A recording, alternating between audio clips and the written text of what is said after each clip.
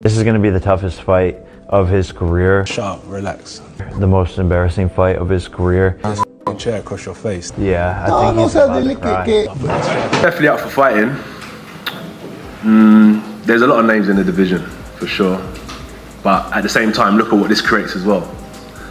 I'm a fighter and I understand that economics of business as well. And this does good business. Really going to do this? Absolutely. Are we going to do this? For a record payday? To go in and spark Jake Paul before we start the serious stuff in 2026? Don't tell me what we should and what we should. Anthony Joshua has dropped a chilling warning for Jake Paul. And it's not just trash talk. While Paul may be eyeing this as his biggest payday, Joshua's camp is laying bare just how dangerous a mismatch this could be.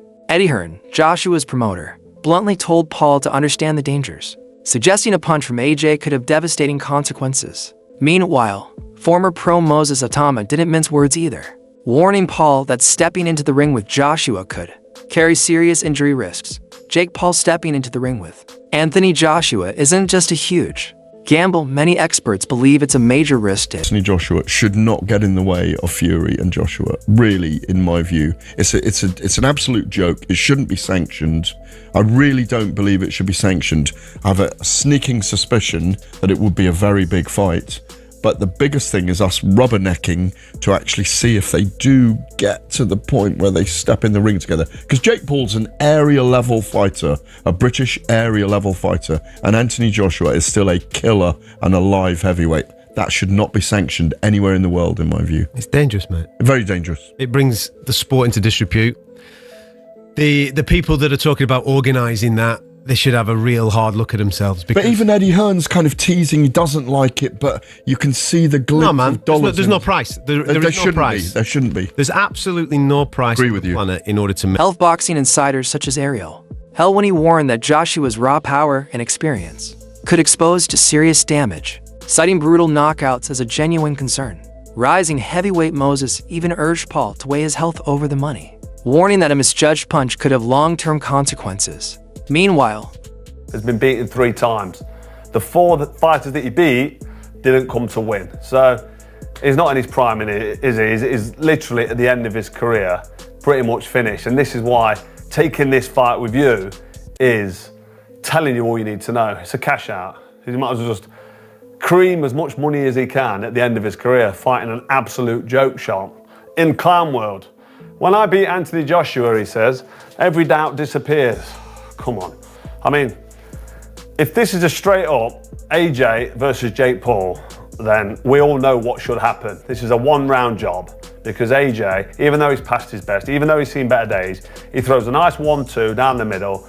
He's got a nice bit of distance and fake Paul can't fight. He just can't. I don't care what anybody tells me. He can't fucking fight. He lost to Tommy Fury for crying out loud. You can't jump in with Anthony Joshua now and expect to get a result. So, all right. Nothing's gonna Former pro Amir Khan bluntly said Joshua could hurt him badly. There could be brain damage for AJ. This fight isn't just about money.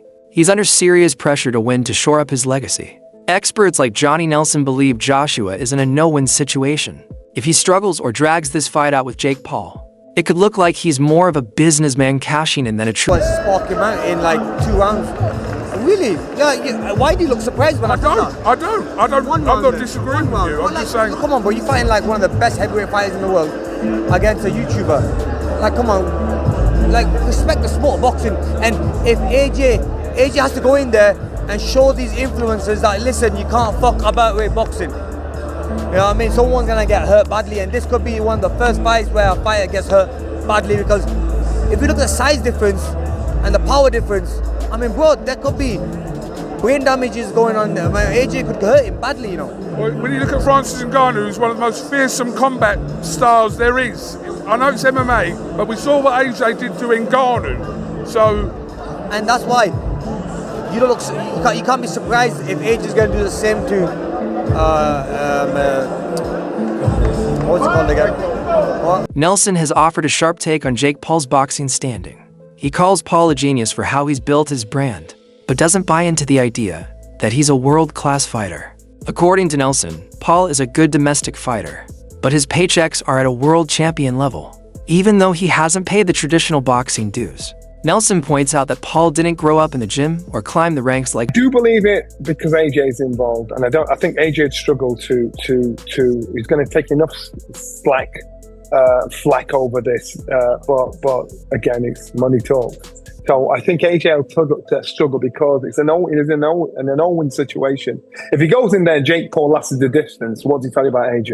Apart from he's just earned an extra 15 million quid. If he goes there and struggles with Jake Paul, then what do you say about AJ? Your heydays are well and truly over. If he goes in there and knocks him out, then I'll say that's to be expected. So the glory, there's probably not much glory in it, apart from the haters of Jake Paul to say, right, we've got rid of this kid. I think it's very brave of Jake Paul. So now the problem child has got us to believe this fight's actually happening. So now you've got our attention. So now you've got to back up the boast. It's not about, you're not playing tiddlywink. This is the only game you can't play. You can play football, golf. He built his popularity online first. In his view, Paul has successfully monetized boxing. But when it comes to elite, high school competition, Nelson remains unconvinced of his legitimacy. Former champ Carl Froch agrees, arguing that a bout with Paul could tarnish AJ's reputation, suggesting that he's no longer on track for Hall of Fame level greatness. At the same time, AJ has made it clear he cares deeply about his long-term health, saying his legacy would be that I walked out healthy. However, Jake Paul is convinced he can beat Anthony Joshua, pointing to what he sees as real vulnerability. He's going to be 35 years of age. It's crazy what I'm about to ask you, but can Jake Paul really beat Anthony Joshua? All right, listen, I give all credit. Everyone knows that. They get mad at me that I gave too much credit to Paul. Why? He's done a hell of a job to put himself in this position. He sold himself. He sold his dream. He took his dream. He took his idea. And he put it out there, and he made it happen. Give him credit for that. And he made it happen. And he took risk along the way. Yeah, he picked his spots. He's in the driver's seat. He gets to pick his spots. He's the one bringing the money. He's the one promoting. Yeah, he's the name. He made himself that, coming from where he came from, with all his followers and the whole thing, and just the uniqueness of what he was doing. But he has learned along the way.